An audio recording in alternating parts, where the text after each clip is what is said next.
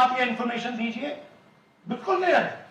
Destination IP दीजिए, device destination port दीजिए, OTP trail दीजिए, फोन नंबर्स दीजिए, फोन नंबर्स के मालिकों के नाम दीजिए। क्लियरली पूछा है, नो आंसर। 18 चिट्ठी CID Karnataka, no answer from chief election commissioner, no answer from election commissioner. Timeline देखिए,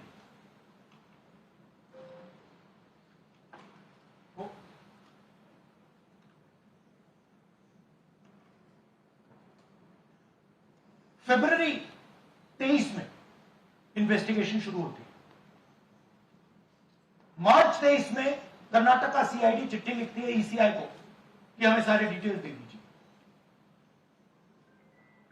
अगस्त में इनकंप्लीट डिटेल दी जाती है, जिससे कोई इन्वेस्टिगेशन आगे नहीं बढ़ेगा।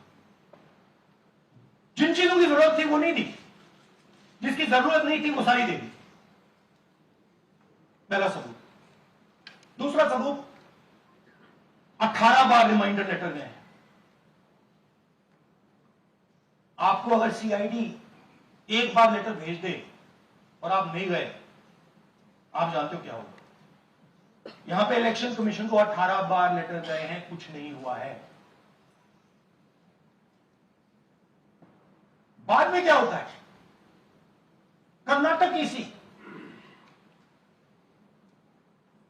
इलेक्शन कमीशन को लिखता है, कहता है भैया हमें दे दीजिए, आपको इंफॉर्मेशन देना पड़ेगा। No reply. मार्च 25 में आखिरी लेटर सितंबर में गया है, कुछ ही दिन पहले। No reply from EC. यह है सबूत कि ज्ञानेश कुमार जी वोट चोरों की रक्षा कर रहे हैं, और यह ब्लैक एंड व्हाइट सबूत है, इसमें कोई कंफ्यूजन नहीं है।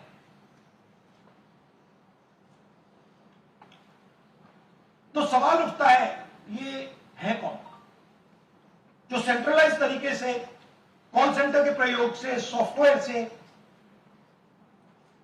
अलग अलग प्रदेशों में वोट डिलीट कर रहे हैं, ऐड कर रहे हैं। इलेक्शन कमीशन जानता है, ज्ञानेश कुमार जी जानते हैं। अच्छा, ये सिर्फ आनंद में नहीं हुआ, ये अलग अलग कंस्टिट्यूएंसीज में हुआ है। आनंद में लीगल प्रोसेस चालू हो गई, पकड़ लिया। यहां महाराष्ट्र में उसी वोटर्स ऑपरेंडी से, उसी सिस्टम से यहां पे वोट ऐड हुए। आनंद में डिलीट, रजौरा में एडिशन, 6850।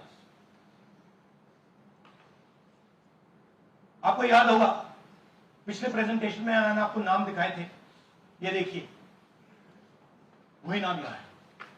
वही सिस्टम महाराष्ट्र में चल रहा है जो कर्नाटक में चल रहा था।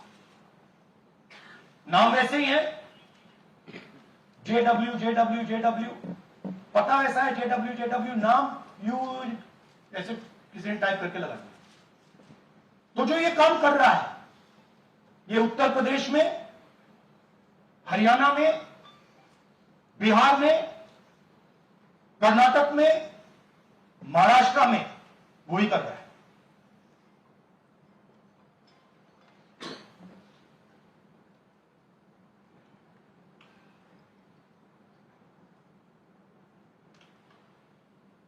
तो हमारी डिमांड है, ज्ञानेश कुमार जी, आप अपना काम कीजिए। आपने ओथ दिया है, आप हिंदुस्तान के चीफ इलेक्शन कमिश्नर हैं। आपसे कर्नाटक की सीआईडी सबूत मांग रही है। आप कर्नाटक की सीआईडी को यह सबूत 1 सप्ताह के अंदर दे दीजिए, नहीं तो पूरा हिंदुस्तान के सारे युवा इस बात को एक्सेप्ट करेंगे कि आप हिंदुस्तान के कॉन्स्टिट्यूशन, हिंदुस्तान के संविधान की हत्या में शामिल हो, हिंदुस्तान के संविधान की रक्षा नहीं कर रहे हो, और वोट चोरों की आप मदद कर रहे हो। Thank you. और थोड़ी देर में हम आपको हाइड्रोजन बॉम्ब दिखाने जा रहे हैं। नहीं आज नहीं, थोड़ी देर में उसकी प्रिपरेशन चल रही है। क्योंकि हम देखिए, मैंने टीम से कहा है कि अगर मैं स्टेज पे जा रहा हूं, ब्लैक एंड व्हाइट प्रूफ नहीं होगा, मैं नहीं जाऊंगा। अगर ब्लैक एंड व्हाइट प्रूफ होगा, जो कोई मतलब उसको निगेट नहीं कर सकता, मैं जाऊंगा। मैं देश के कॉन्स्टिट्यूशन की रक्षा कर रहा हूं, संविधान की रक्षा कर रहा हूं, मैं लोकतंत्र की रक्षा कर रहा हूं, और मैं सच्चाई आपके सामने रख रहा हूं। बहुत बहुत धन्यवाद, नमस्कार, जय हिंद। सर 3 सवाल। पीटीआई से संजीव चोपड़ा। या राहुल जी, दिस साइड। या राहुल जी इधर। हाँ, लेफ्ट कहाँ है? Hand, you right. Hello Rahul ji, आज आपने नया खुलासा किया है कि कैसे वोट चोरी हो रही है। आपने पहले भी महादेवपुरा के बारे में बताया कि कैसे एडिशंस हो रही हैं, आपने बताया कैसे डिलीशंस हो रही हैं। लेकिन देखने में ये आ रहा है कि इलेक्शन कमीशन इस पे कोई एक्शन नहीं ले रहा, और आगे चल के वो तैयारी कर रहे हैं पूरे देश में SIR लाने की। तो आप इस मुहिम को आगे कहां तक ले जाएंगे और SIR के बारे में क्या करने वाले? देखिए, हम आपके सामने क्रिमिनलिटी रख रहे हैं, हमारा काम आपके सामने सच्चाई रखने का है, और हम रख रहे हैं। हिंदुस्तान में दूसरे इंस्टीट्यूशन भी हैं, सिर्फ इलेक्शन कमीशन नहीं, लीगल सिस्टम है, उनको भी इन चीजों को देखना चाहिए। यहां पे हम चीफ इलेक्शन कमिश्नर के बारे में ब्लैक एंड व्हाइट कह रहे हैं। आपने कहा कि हमने एडिशन डिलीशन दिखाया, पहले प्रेजेंटेशन में मैंने एडिशन दिखाया था, अब हमने डिलीशन दिखाया है, मगर हमने एक और चीज जोड़ दी, एडिशन और डिलीशन का सिस्टम, उसका स्ट्रक्चर, उसका तरीका। और हमने ये दिखाया है कि जो डिलीट कर रहा है, जो ऐड कर रहा है, महाराष्ट्र में, कर्नाटक में, यूपी में, वो ही क्या है, एक ही फोर्स। हमने आपको वो एड्रेसेस दिखाए। Same system is being used in Maharashtra, is being used in Karnataka, is being used in Uttar Pradesh, is being used in Haryana. Same people are doing it. ANI से Siddharth, ANI। Sir, this side, sir. Sir, on your left, sir. On your left. This side, sir, on your left. Sir, मेरा आपसे सवाल ये है कि जब आप कह रहे हैं कि ज्ञानेश कुमार जो चीफ इलेक्शन कमिश्नर है, उन्हें पता है ये कौन कर रहा है, हाँ। और ये पॉलिटिकल फायदा जरूर किसी को हो रहा है। आप कह रहे हैं कांग्रेस के बूथ के ऊपर ही हाँ। सारे वोट्स डिलीट किए जा रहे हैं, तो वो कौन लोग आपके हिसाब से हैं जिनको ये फायदा पहुंच रहा है, पहला। और दूसरा ये, वो आपने एक हफ्ते का समय दिया हाँ, है, जब आपने एक हफ्ते का समय दिया, तो क्या एक हफ्ते बाद आप इसको आगे कैसे इनिशिएट करेंगे? क्या आप लोग कोर्ट का रास्ता अपनाएंगे, या और कोई हायर एजेंसी से इस बात की डिमांड करेंगे? क्योंकि ये ऑर्गेनाइज्ड तरीके से क्राइम दिखाई दे रहा है जो आप बता रहे हैं, अगर आपकी बात के ऊपर जाए। देखिए, फ्रैंकली ये जो मैं यहां कर रहा हूं, ये मेरा काम नहीं। मेरा काम डेमोक्रेटिक सिस्टम में पार्टिसिपेट करने का है।